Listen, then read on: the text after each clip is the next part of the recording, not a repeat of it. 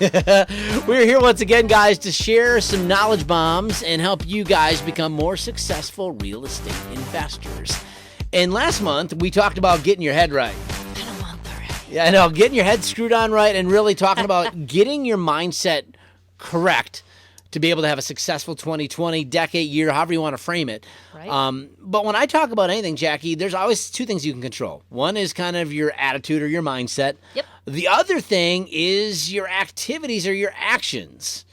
So today, I think it only makes sense that we do the second piece of the puzzle. I mean, everybody's a month into their New Year's resolutions or goals or both. And, maybe it's going well, maybe it's not. It's a good time to maybe check in and see how's it going so far. What do I need to tweak?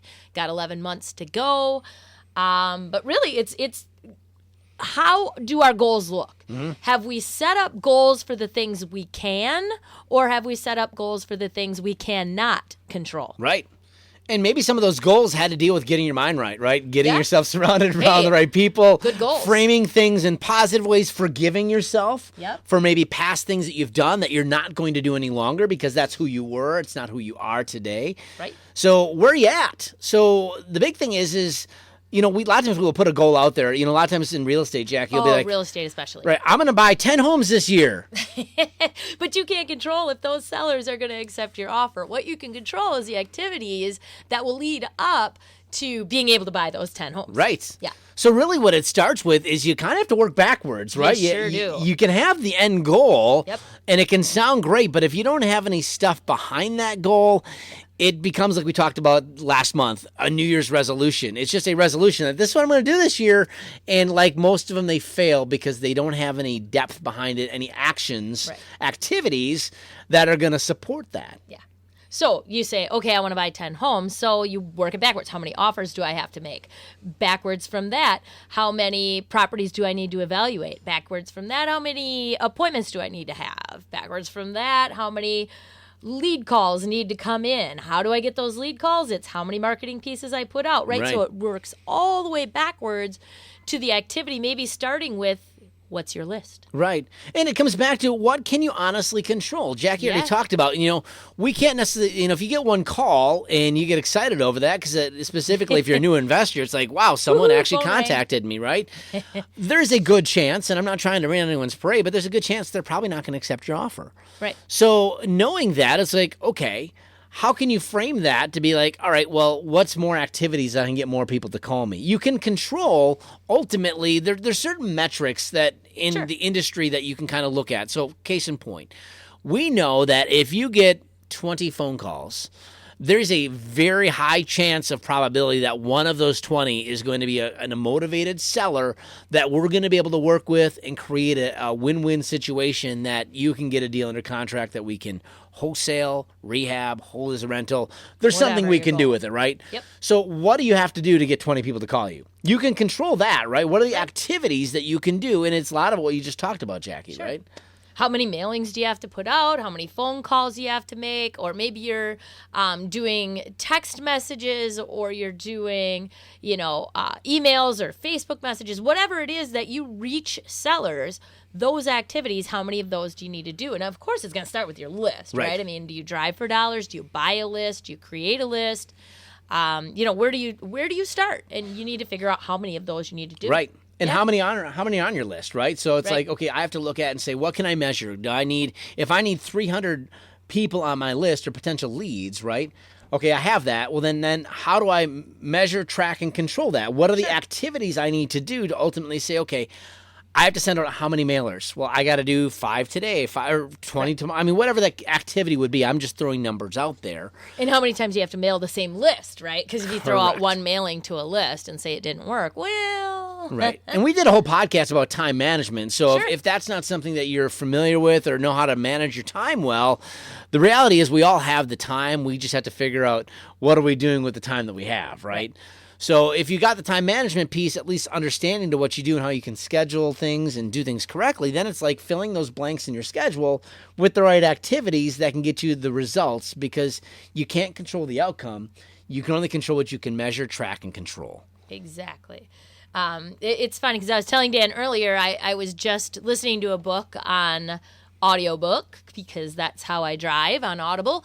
And it was, they were talking about an insurance salesman who actually saleswoman, but anyway, every day. So she's not the best salesperson in the company. Right. But she has the most success, and they were trying to figure out why, and they interviewed her, and she said, well, I know that if I make 100 calls a day, that I'm going to get 3 sales a day. So she said, I dump out my cup of paper clips every morning on the left side of my desk, and every call I make, I don't care if they say yes or no. I don't prejudge and I don't push. It doesn't matter to me. So she's obviously more relaxed on the phone, right? Because they're just a number. She knows she just has to make 100 phone calls, and she is going to average 3 deals a day across the week. So she moves her paper clip from the left side of her desk to the right side of her desk all day long until all of her paper clips are on the right side. That means she made 100 calls and she can now go home. Right. So she has a goal for her activity. My goal is I make 100 calls a day. And that's her only goal. And everything else just falls in place because she worked herself backwards to the point to know that if she reaches 100 people a day, or just dials 100, I don't even think she had to reach them all. If she dials 100 times a day, she's the number one salesperson in the company. And she just doesn't care about any of the rest of the result. It's just more activity. Right, but she Kinda knows cool. she can control that, right? She can can make control that. 100 calls a day. Yep. With any business, they're going to have certain benchmarks. In sales, whether you know it or not, we're real estate investors, but we're sales and marketing people, Of course, right? yeah. So we have to understand that in order to get the results that we want, there's certain activities that we have to do. And you may not know what that is. You might not know what your 100 calls a day is, right, as opposed to the salesperson. But if you're not doing something, Right. let's say you do 20 calls a day and you're doing, just some cold calling and you're not getting, contacts. Well, then maybe you have to start doing 25 calls a day or 30 calls. I'm again, throwing just ambiguous numbers out there. You're going to find that sweet spot. Sure. But you have to do it. Or you may find like I sent out 400 letters or I sent out this many text blasts and wow, I have 30 people contacting me, and you have maybe the opposite side of things where it's like, wow, that was really good. Now I need to tamper that back a little bit, which is not a bad problem to have. But all I'm saying is if you're not doing the right activity, the results won't be there. So that's really what it comes down to is what am I doing monthly? What am I doing weekly? What am I doing daily? And then benchmarking that and evaluating it. It comes back to the we've talked about this book in the past, The One Thing, right? Sure. What is the one thing I'm doing today to get me closer to my goal? And if you're not involved with that or don't know what that is, at least do something. Right. Something's better than nothing. And if your mind's right, you're going to be doing something versus just sitting on your phone all day playing Candy Crush or, watching YouTube videos. Does that still exist? I think it does. I don't know. I just pulled that out of somewhere. There's enough of those type of games out there, but yes. Well, and the other thing is it doesn't have to be perfect. Just do the dang activity. Just do the activity because getting it done and not perfectly is better than not getting it done. Just start. Just get it out there. And maybe it isn't perfect. Maybe you're only doing 20 because you don't know how many to do, whatever it is, 20 widget things. And then you'll figure it out. Oh, my metrics aren't right. I need to do 50 of those things, If you're only putting out 1 bandit sign a day, it's probably getting taken. And it's not going to be as successful as somebody who takes the whole box and puts them all out and gets a deal off of it. It's funny because even with our students, Dan, I mean, we have people say, oh, that doesn't work. And it's like, well, it works for Dan and it works for Jackie, so it's going to work for you. The question is, do you work? If you've learned something from someone by what they've done, you've heard the old saying, do what I did, you'll get what I got. Yep. And if you're not doing the proper activity, like we'll have a student that'll say, oh, those bandit signs don't work. Well, how many did you put out? 3. Okay, well, maybe try some more. Right. It's not that they don't work, and I'm picking on bandit signs here, but it could be mailings. I mean, letters for sure are a big thing. Oh, boy. It's like, well, I sent out my first batch of letters, and I didn't get anyone to call me. Okay, well, did you do it again? Well, Same no. list. Yeah, no, I didn't. I just figured it didn't work. Well, almost every time that we do with some of our students, I can always trace this back to the activity. It's not the activity that doesn't work. It's the amount that they're doing and the frequency of the activity. Sure. And if they can tweak those things, usually we find that when they do that and implement those things, that's when they start seeing the success. And the students that are successful, it's because they're doing it regularly. It's become their habit. It's a part of how they're running their business.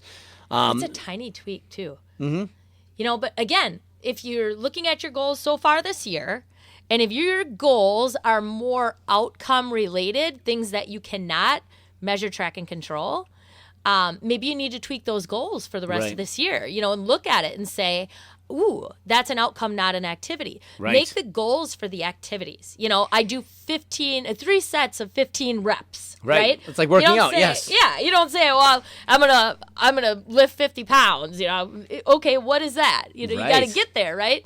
And you have to have something you can measure, track, and control. Right. So I'm doing, 3 sets of 15 reps at this weight, and then I'm going to grow that weight as it goes. I can't really control the weight because my muscles are where they are, but I can Right. control how many reps and sets that I do as I grow into that weight. Absolutely. That's a great analogy. That's because when I you just think worked out today. Everything hurts. Oh my gosh. Oh, that's true. But it's like Owie. you're not going to lose the weight unless you have these other things that obviously you can do to lose the weight, which is the repetitions and doing it. You can't just go to the gym on January 1st and then assume you're going to lose the weight either. You got to go to the gym a few times a week and then look at your outcome. I mean, those are things you can control, right? Yeah, because that's the thing, too. People will be like, okay, I have a goal. I'm going to lose 50 pounds this year. And, that's their only goal. Okay, what about your goal to work out 3 to 4 times a week? Right. What about your goal to eat only X amount of calories or to eat only X amount of fat per day? You have to break it down to those activities. You can't just say, I'm going to lose 50 pounds and then sit on the couch watching Right. Netflix all day and you're going to lose it just because it was a goal. Yeah, unless there's that infomercial that You tells you need the you can just activity. do nothing and have the magic pill. But those never work, right? They never do. They don't. So again, it comes back to everything that we're talking about. But the one thing I just want to go back in just a moment is I think there are people listening there that are very analytical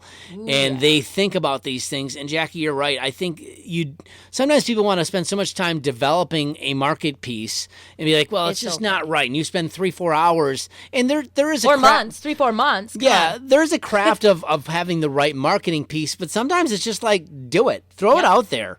Imperfect action is better than Here's what I know inaction. is that in the years that I've been doing this, and I do a lot of direct mail marketing, that I could talk to 10 different investors and they have different marketing pieces and some work better than others. It's a constant state of evolution. So this first go round, try it. And if the results aren't there, guess what? Now you go back and tweak it a little bit and try some different things. And there's different levels of things you can do, from split testing to the same list and multiple things. Oh my There's gosh. crazy stuff you can do, and that's not this That's podcast. tweaking your activity. Right. Just do the activity. Because sometimes it's not about your message at all. It's about the timing. Right. Oh, my word. They got your letter on the day they were just fit to be tied, and yours wasn't as good as all the others they got, but they were not in a good state of mind when they got the others, and they actually threw them away. Yeah. And now they're just wishing they didn't, and they want to call somebody, and your letter shows up that day. It's a crappy letter, but it has a phone number and a name, and they call you. Yeah, and I mean, I know that It happened. This week alone, Jackie, I've had 2 separate instances where that was it. Like, I know See? I've mailed to these people Boom. multiple times, and these are names that I know other investors are mailing to, Of course. because they get the Same same list. information. They get it from the same sources. I know they do the same things I do. They just happen to pull my card out of the hat that day, or my message came on the day that their house is going to be raised, right? This person got a raise order on their property. Like, I want to be done with it.